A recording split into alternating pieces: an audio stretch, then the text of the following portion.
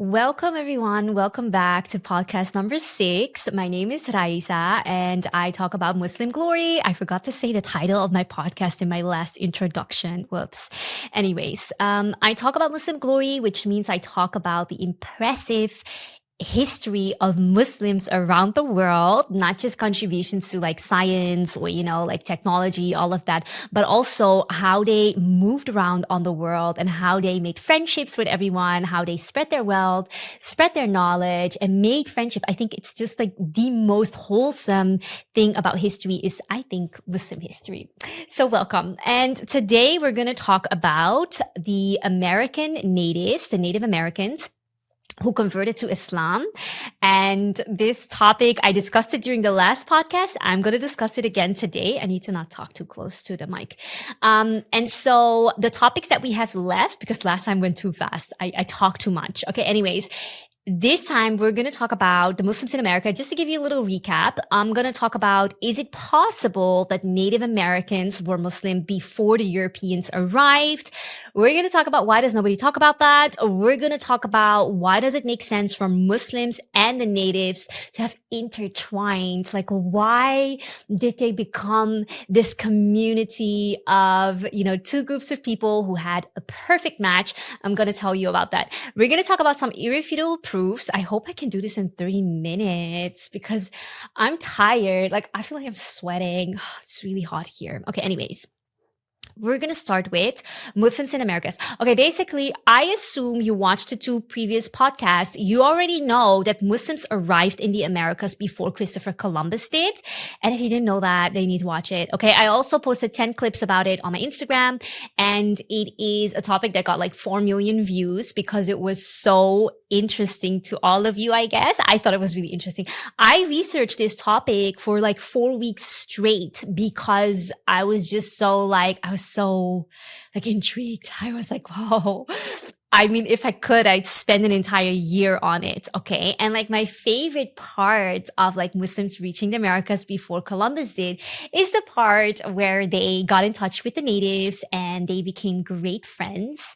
And I was so excited to talk about that. But I'll be honest with you, before I got to that, I first had to discuss the history of natives, and that killed me. Like, that drained me because it's so sad. It's so horrific what has been done to them in the Americas. Okay.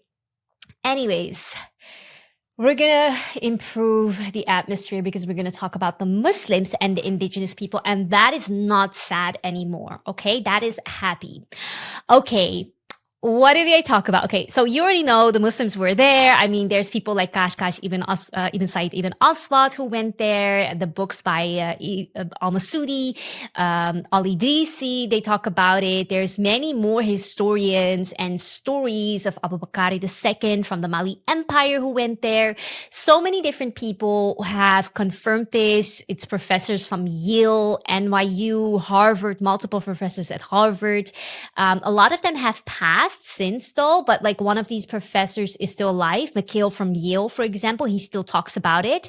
And there's just a lot of Arabic sources as well. And like I said last time, those are perfectly usable. Those are very credible. The Muslim way of preserving information is actually, the first in the world, maybe not the first, but it was definitely like early referencing style that we've had, which Europe only started adopting in the 1500s. Anyways, we're going to talk about, okay, so you know that, right? You know that. I'm not going to explain that more. But what we are going to talk about is it even possible that the Muslims went there? Like, why would the natives convert? That's the question. Why would they convert if they met the Muslims? Well, I have a few pieces of information that are very interesting. And even if you look at now, like, let's even take a look at Muslims now. Right now, Muslims are, the fastest growing group. It's the fastest growing religion is Islam. We're talking from Japan all the way to Mexico, all the way to the Netherlands, all the way to India. I mean, in India, in 25 years, Muslims are going to be India is going to be the largest Muslim country in 25 years because of that. Okay. And that just tells you something that, when Islam enters a region, people recognize the peacefulness. They recognize, the intellect that it supports. They recognize the kindness, the gracefulness of Islam. And that's why it is the fastest growing religion in the world. I mean, a lot of times people are like, oh, why is it such a like woman hating religion?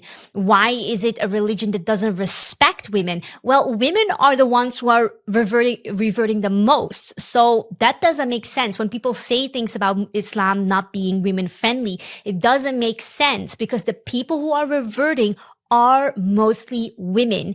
And that's because if you truly look at Islam, it is actually the most women-friendly religion that is out there. They gave rights to women that were unheard of in the world, most of the world. They were allowed to get divorces, own property, have their own money. They were allowed to have inheritances. They were allowed to be taken care of. The husband has to even take care of them. They were protected in society by their family, but also by the greater collective, that when people knew that a woman was alone, they took care of them. And I can attest to that. When I started working in the Middle East for the first time, it was actually in Saudi. And growing up in the West, I actually was very scared to go there, but it changed my life. Like it completely changed my life because I went there and like the moment I set foot on the airport, I could see that because I was alone, people were incredibly careful with me. They were incredibly helpful to me. They were incredibly like kind and tender because they understood that I'm a woman alone and I don't have to act like a man. I don't have to be a man and behave like a man. No, they accepted the fact that I was in a vulnerable position, which women are worldwide, and they behaved like that rather than ignoring it and putting me also in danger by that. And so I think that is something that, women worldwide recognize when they get in touch with Muslims. It is an incredibly woman-friendly religion, and that's why mostly women are converting to Islam. Number one. Okay, then we have number two. Okay, another note I made, a lot of people are saying, yeah, it's because the Muslims procreate more. And they say that, they always bring this in a bit of a negative way. They say Muslims procreate more. That's why they're growing faster. And then they will also say things like, the more uneducated you are, the more poor you are, the more likely you are to have children. Well, I think the more rich you are, the more you work, the more likely it is that you don't have time to have children. And one thing in Islam is that we are really taught that, having children is actually a blessing. But the way they're trying to frame it nowadays is like when you have children, it's actually some type of curse, And I think we really need to stick to our values, which is that having a family, having a system around you, having children is actually a blessing and not a curse, and not let that prime our minds, because this is how, very Islamic values very quickly become, something to be ashamed of. It's not something to be ashamed of. It's actually something positive. So Islam growing fast because people are having a lot of children, it's a blessing that Allah apparently specifically gave to Muslims. And that's how we need to view it. Okay. Then another research I found is that Muslims are actually the happiest religion in the world compared to other religions. This is actually, I think, an American research. You can easily find this. If you find, which religion is more content, you will find it's Muslims. And so the fact that, worldwide people are meeting Muslims and they can see that content, they can see that happiness, it makes sense that if Muslims went to the Americas, that the natives there also recognize that sense of contentment and having enough and being grateful, which is a value that in Islam is obviously very, very much held high. Okay, and then we have the last point of Muslims living side by side with other religions peacefully. I mean, we have an entire history of Muslims having done that, whether we're talking about Cordoba, whether we're talking about Palestine, whether we're talking about the Americas, where they met the indigenous people and they lived together side by side. They didn't take them out. They didn't occupy them. They literally, became a part of the society because they are so friendly. Muslims are taught to be hospitable. They're taught to share knowledge. They're taught to be kind. They are taught to get to know one another and that they're not better than any other group. The reason why Allah gave us all these different tribes and all these different races and nationalities is so we can learn from one another. And so it makes sense. It makes 100% sense that Muslims went there and the natives actually converted. So that's something that I want you to ponder upon. Because a lot of people, they want to make it out like Muslims always go places and they cause destruction, and like the opposite is true. And we have enough examples to prove for it. So that's the hypothetical way of looking at it. But I'm also going to give you, real evidences and proofs and researches showing that actually Muslims were there and that the natives did convert. Not all of the natives, but definitely entire tribes. Okay. Why did we not hear about this a lot though? Well, I first want to make a little bit of correction there. This is very well known in some tribes within in America. There are certain tribes where I've spoken to government officials of the tribes who told me that they actually teach this information to all of the people. And I think there's also people who read the Muslim books, for example, by Al-Masudi al-Idrisi, where this is mentioned. So this is also known amongst people who are, very well aware of like these scholars or like, let's say the intellectuals that we have in the Muslim world who've written about this. Professors in the Muslim world like Yahya Sehudi from the King Khalid University know about this. I mean, I think people at Yale University should know about it, Harvard, NYU, because this has been spoken about by their professors as well. A reason why maybe this story of the natives converting has been lost a little bit, however, is because the natives have been, completely taken out. Not completely, but a huge part of them. We're talking about, at least 100 million of them being murdered. And so that's not nothing. That means that these people didn't have a chance to even convey their history to the next generation. And I think that's incredibly sad. On top of that, they also have this tradition of oral transmission. And obviously, if everybody is taken out or put in residential schools, this type of information cannot be conveyed to the next generation. And that's something that we need to be aware of. I mean, I talked about residential schools in my last podcast, which was like so painful. They literally try to erase the identity of the native people. And like, it literally, my heart hurts when I even talk about it. I remember researching this. I was literally on the verge of crying. It's just so sad to know what happened to the natives. They literally tried to breed them out because they were considered an inferior group of people. Yeah. This is the reason why they sterilized all the women, because there were programs for people who were considered mentally unfit, and the natives were considered to be mentally unfit because they had different beliefs. And so they tried to take out the entire group of people. It's insane. Okay. We're going to get back to the natives becoming Muslim because that is actually something I think is really exciting. Okay. Why would they be also an amazing match, these two people, the indigenous people and the Muslims who came from all over Africa and the Middle East? Why would they be in touch? And would there be, some type of connection or spark? Well, actually, that's really easy to answer because both groups came from communities and nations that were highly civilized, in everything, in their architecture, in the way they had laws, in the way they did trade, in the way that they treated people, the way they treated animals. They were highly civilized, the Muslims who met the indigenous people. And I can totally imagine that they met each other and they recognized each other in each other. And so that is one thing that I just love to talk about. But also, this is something that it's been also researched, right?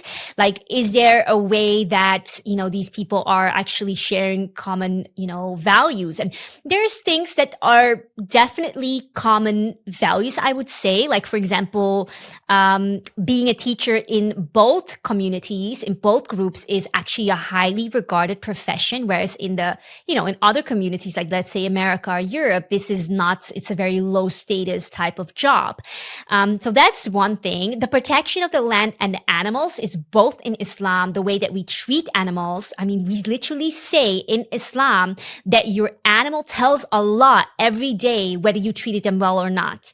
The indigenous people treat the animals with the utmost respect. And so this is another thing where Muslims and indigenous people obviously immediately would recognize each other in each other, themselves in each other. Then there's the non-wastage of resources. My friend Ashley Wolfer told me about that, like within the indigenous community. And I think everybody knows this. They really don't like to waste things, definitely not at the expense of nature. And in Islam, it's the same thing, right? We're not supposed to waste water. We're not supposed to have a wasteful life. We're definitely not supposed to waste food. And so they could definitely find themselves in each other in that way. There were 3 phrases that I think they were shared by Mahir, which is one of the Cherokees who comes from a bloodline of Muslim Cherokees. Or it was actually Yahya Sahudi. I don't know for sure. But either way, they actually shared 3 indigenous phrases that indicate that they have a truly Muslim nature. Okay, and I'm going to share them with you.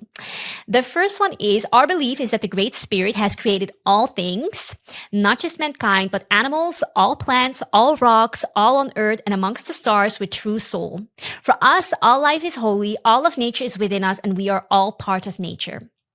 The second one, they believe life is just a flash of time, just like Muslims. So they have this phrase said, what is life? It is the flash of a firefly in the night. Well, fireflies, they don't live for years. So that gives you an idea. Then there's Chief White Cloud. He's the chief of the Iowa people. And he said, in the life of the Indian, there was only one inevitable duty, the duty of prayer, the daily recognition of the unseen and the eternal. I mean, this sounds like something that we could read in the Quran. And it's funny because I actually read accounts from other natives who did not have anything to do with Islam. And they would talk about, waking up at sunrise to pray. And now this also shows it. I've also had, multiple people confirm that the indigenous people are incredibly clean. And they have like a dance, I believe, even for cleaning themselves, which could be a little bit, similar to what Muslims do 5 times per day. They have to wash themselves. And that's what they all share. And I think that's incredible. And it shows how Muslims and natives, they have shared values. And it totally makes sense that when they would meet each other, that they would definitely intertwine, intermarry, and become great friends. Okay, well, this is something I'm just so excited about it. I just want to tell you something personal as well, because I don't know if you know this, but I actually am from Suriname, right? I think I've mentioned this during other podcasts as well, which is in South America. And, the country where I'm from, we also have indigenous people. They are called the Inheemse, which means they live in the jungle, kind of, right? And they have obviously like beautiful skin, like the soil of the earth. And the thing is why I always had like a bit of an obsession with them is because like my dad, he used to work with them. Like he used to work in the jungle. He had, I know, factories also in that area, but also when he was younger, he was like a tour guide. And the thing is, like my dad, he's like a businessman of maybe, 45 years, 50 years almost, until he retired very recently.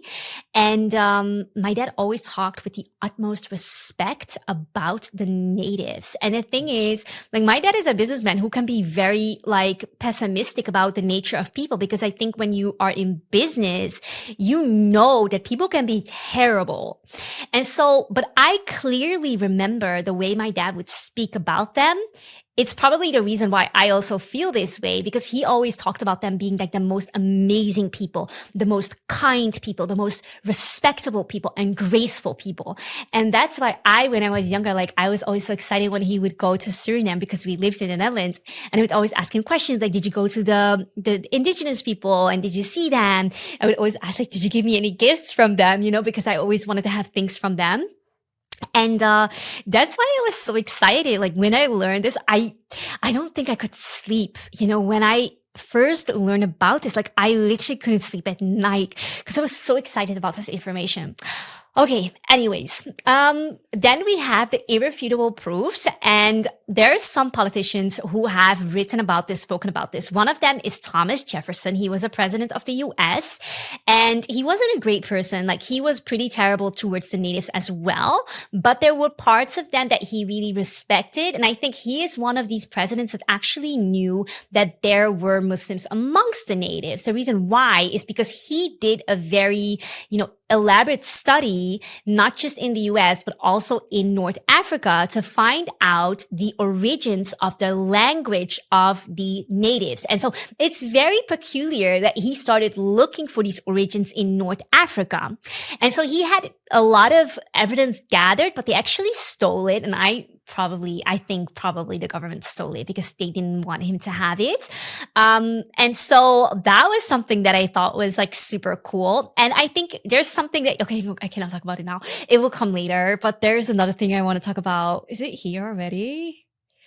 Highly civilized. Oh yeah, it's here. Okay, listen.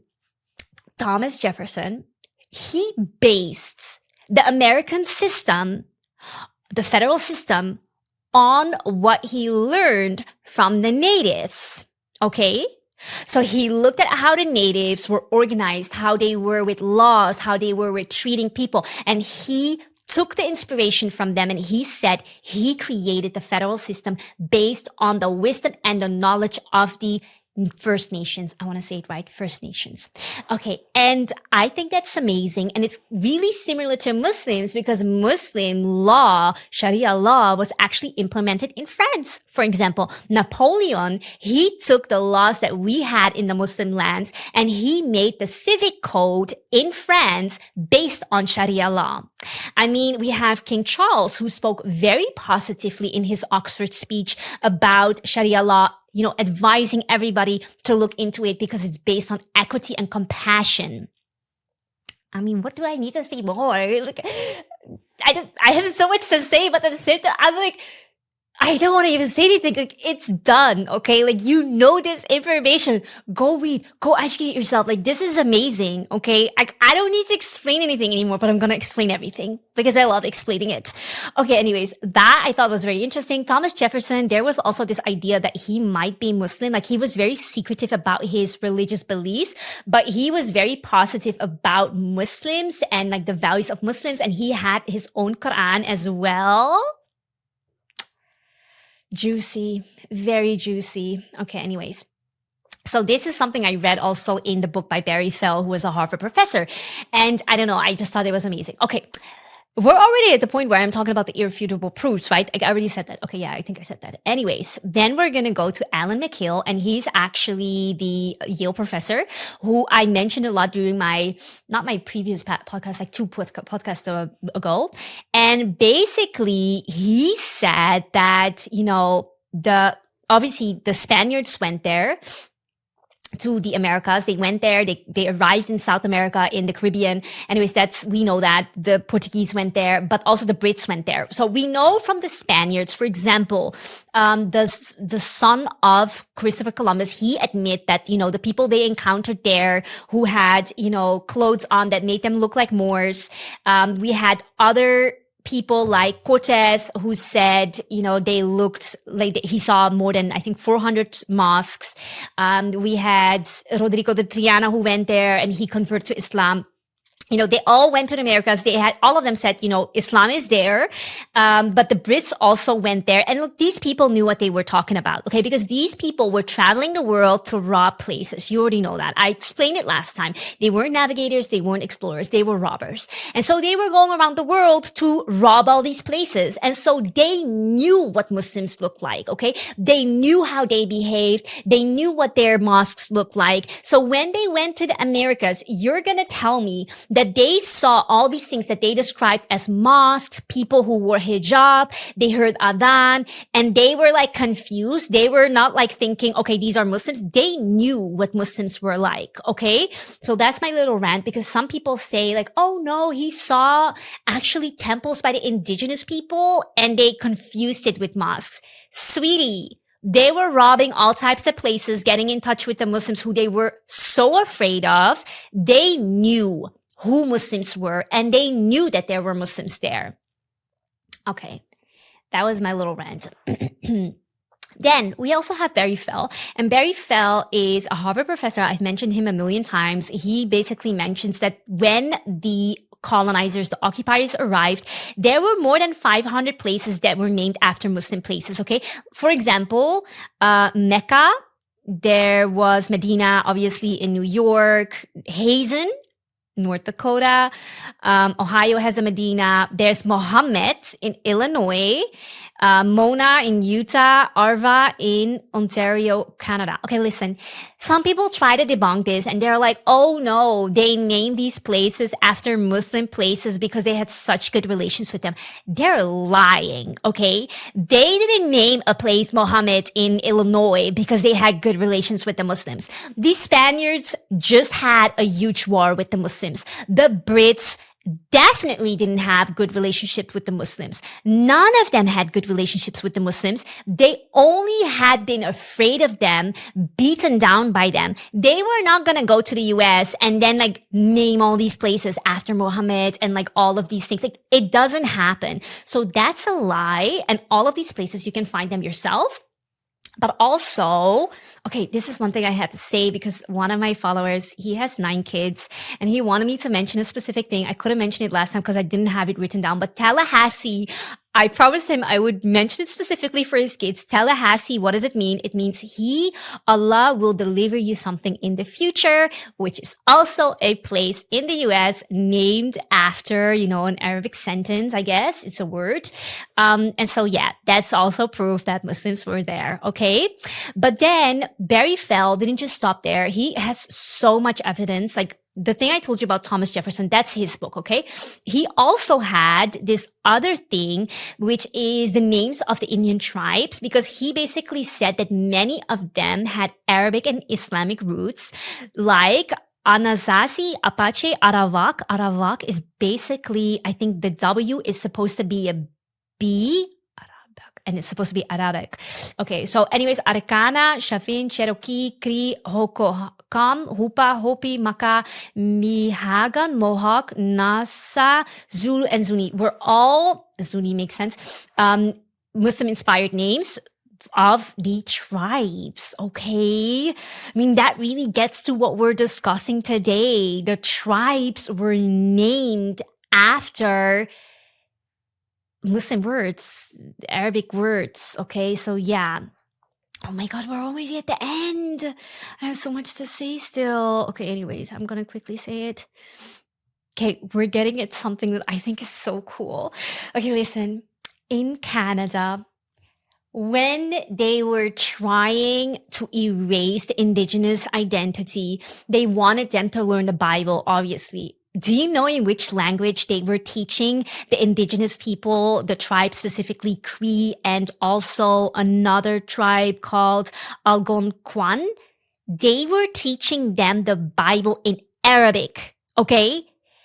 I thought that was amazing. A missionary teacher, his name was James Evan, he was teaching the natives the Bible in Arabic. That's amazing. Okay, anyways. That's a mic drop. Okay. That's a mic drop over there. I don't even have to say anything anymore. I have basically also the script because the script was actually classical Arabic. And that's how they were trying to teach them the Bible because they knew they spoke Arabic. And that's how they had to teach them to erase their identity. And so this is also found in the book by Barry Fell. And okay, so that's one thing. But, I don't know. I just like, I cannot, like, my heart is exploding right now. Okay, anyways. Then we also have, Yahya Sahudi, which is the professor from the King Khalid University. He also, in his researches, mentions how Al-Idrisi mentions in his book, and the book is called Excursion of the Longing One in Crossing Horizons. He talks about how North African seafarers, they went into the darkness and fog, which is the Atlantic Ocean, and they actually got to the Americas, and that over there, a translator came to speak Arabic to them. So there were people there who spoke Arabic already. And that is amazing. I love it. Okay, anyways, there's so much I still have to tell you. What do I do?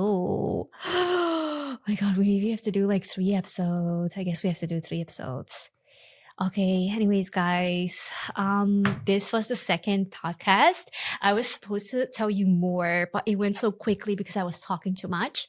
And next episode, I'm going to talk about this again. And I'm really excited about it because this is a great topic. So basically, what do we have left? Okay, I'm going to tell you. What we have left is, okay, I have other accounts as well. One is from a Cherokee who was still Muslim. Then we have one other US politician, which is really exciting. I also did an interview with a girl who is a revered native, and I want to talk to you about her as well. I'm going to tell you all of that. And yeah, that's it. So thank you so much for watching. Please subscribe to my channel because that helps me. And also, if you want to become a public speaker, please sign up for the course, speakoutcourse.com. That's it. Bye, guys. See you next time.